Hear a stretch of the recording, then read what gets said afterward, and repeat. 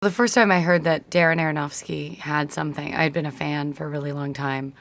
So I was immediately interested and I wanted to meet with him.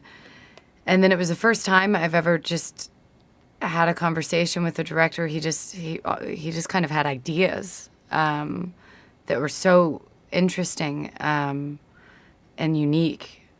And he didn't even really have a script. It was just these brilliant and explosive ideas. So I immediately wanted to be a part of it.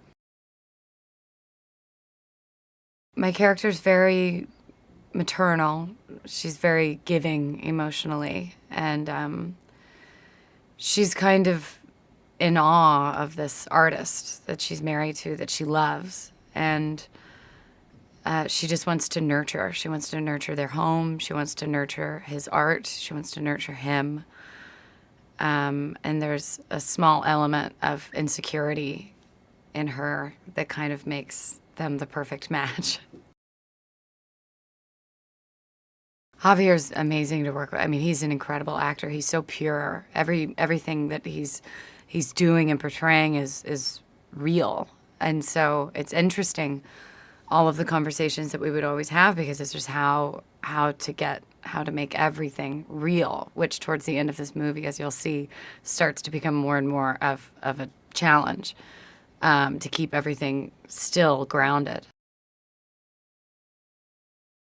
When you first meet my character, you realize how much love and passion she's putting into this home, and she's rebuilt Javier's house that burned down before she knew him, as much as she can, because she loves him and she wants to make this perfect environment for them, and she puts her entire heart into it. You know, it's a real passion project for her. There's something to be said about the particular type of relationship that Darren wrote about. That there's an unevenness to it, where I think that she's happy and I think she's in love and she's attracted to this man, but she's always a little bit scared of something changing. She's always a little bit scared of seeing something shift behind his eyes, or a deeper meaning behind something, that maybe he doesn't love her as much as he did yesterday,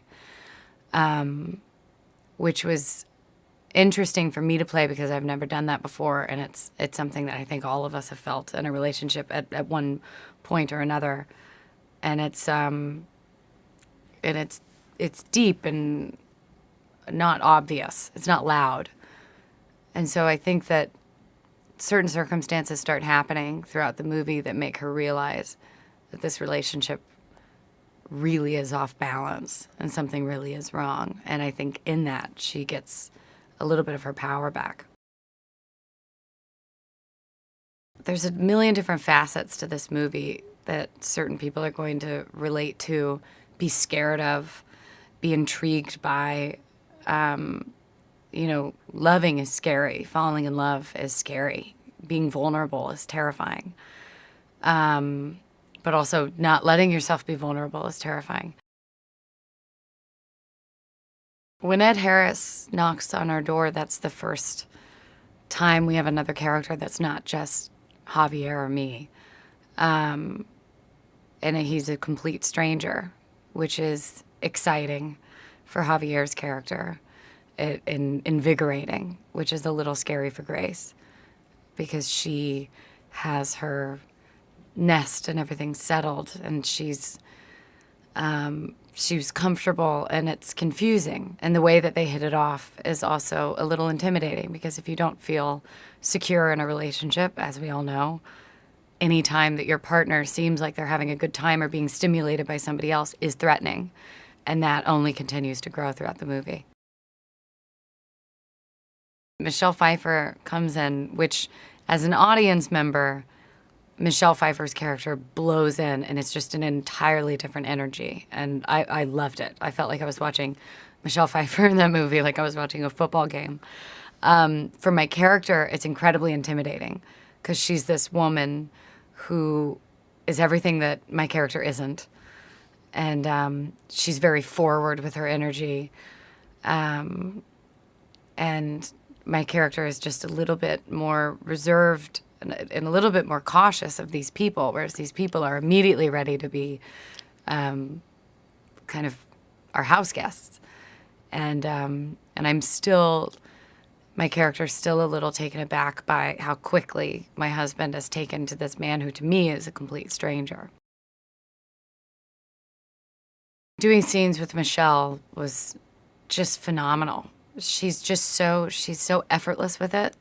She just kind of easily goes into this place, and then I feel like she made me better.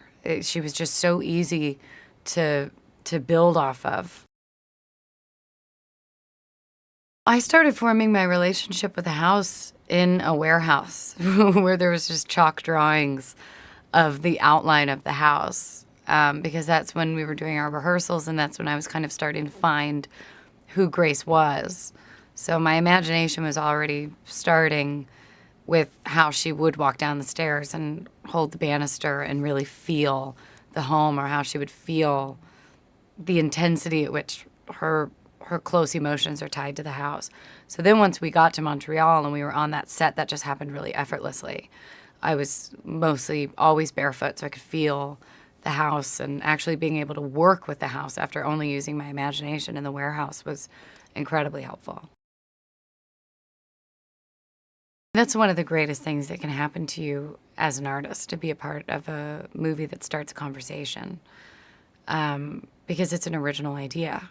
It's completely unique, and I've never seen certain stories or certain ideas woven together in this way.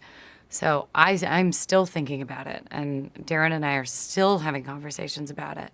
And I think that's a gift as a filmmaker to give to an audience. That's a gift that that Darren has created. He's just brilliant. I don't really know how else to word it. He has a really natural talent. But he also went to film school, so he has this weird way of combining a very instinctual vision and then describing it in a lens size, which is impressive. And he's a very clear communicator. So for an actor, that's a huge relief. Hey J.Lo fans! Did you know that whilst filming The Hunger Games Catching Fire, Jennifer Lawrence was left temporarily deaf in 1 year? Sorry, what was that you said? Were you a fan of Hunger Games franchise? Let me know below. Stay updated on all the latest trailer releases by subscribing and clicking the notification bell.